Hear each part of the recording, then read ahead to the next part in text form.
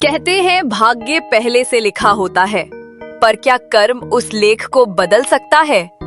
ये कहानी उसी संघर्ष की है जहां एक साधारण मनुष्य ने अपने कर्मों से राजाओं का भाग्य बदल दिया।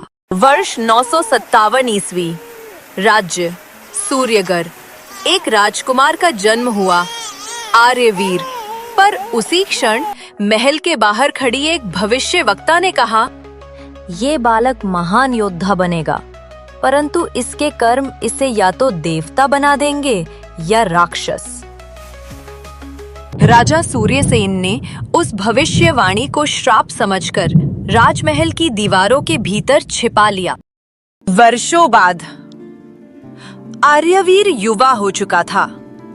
उसके गुरु आचार्य वेदांत उसे शस्त्र विद्या सिखा रहे थे। वीरता केवल भुजाओं की शक्ति नहीं, मन की स्थिरता भी है। कर्म ही तेरी पहचान है, भाग्य नहीं। पर गुरुदेव, यदि भाग्य ही सब लिखता है तो कर्म किसे दिखाएं? भाग्य बीज है पुत्र, पर कर्म उसकी मिट्टी। राज्य पर उत्तर दिशा से आक्रमण हुआ। राजा सूर्यसेन वृद्ध हो चुके थे। सेनापति बना दिया गया आर्यवीर को। भाग्य ने उसे रणभूमि में ला खड़ा किया, पर कर्म की परीक्षा अभी शुरू हुई थी। युद्ध में आर्यवीर की तलवार ने सैकड़ों को धराशायी किया, पर जब दुश्मन राजा उसकी तलवार के नीचे गिरा, आर्यवीर ने उसे मारने से इनकार कर दिया। शत्रु भी मनुष्य है, मेरा कर्म वध नहीं, रक्षा है। राजा ने यही सुना और क्रोधित हो उठा। भाग्य ने तुझे विजेता बनाया और तू कर्म से दया दिखा रहा है? ये राज्य का अपमान है। आर्यवीर को देशद्रोही घोषित कर राज्य से निर्वासित कर दिया गया। आर्यवीर अब एक साधु के साथ वन में रहने लगा। वो साधु और कोई नहीं, महर्षि काश्यप थे। राजकुमार, जब भाग्य तुझसे सब छीन ले, तब भी कर्म मत छोड़। कर्म ही तेरे भीतर का देव है। परंतु गुरुवर, क्या सच में कर्म भाग्य को बदल सकता है? चल, मैं तुझे एक कथा सुनाता हूँ। सदियों पहले एक किसान था, देवदत्त। वो हर दिन खेत जोतता, मेहनत करता, पर बारिश नहीं होती। लोग कहते, तेरा भाग्य सूखा है। पर देवदत्त ने हार नहीं मानी। वो हर दिन खेत में पानी भरने के लिए नदी तक मिट्टी के घड़े उठाकर जाता।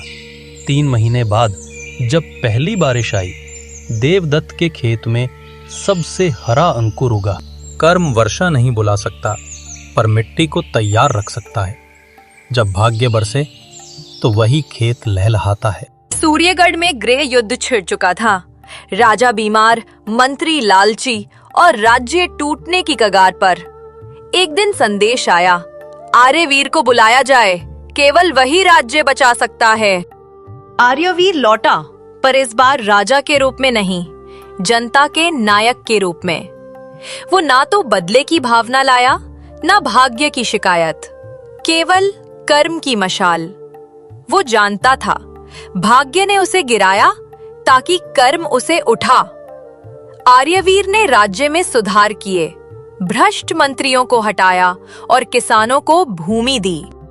वर्षों बाद जब महर्षि काश्यप पुनः महल पहुंचे, उन्होंने आर्यवीर से पूछा, अब बता, कर्म बड़ा या भाग्य? गुरुवर, भाग्य ने मुझे निर्वासित किया था, पर कर्म ने मुझे राजा बना दिया। याद रख, जब मनुष्य अपने कर्म से नहीं भागता, तब भाग्य भी उसका दास बन जाता है। भाग्य वो नहीं जो लिखा गया है, भाग्य वो है जो कर्म से रचा गया है। कर्म करते रहो, क्योंकि वही एक शक्ति है जो समय, परिस्थिति और नियति तीनों को झुका देती है।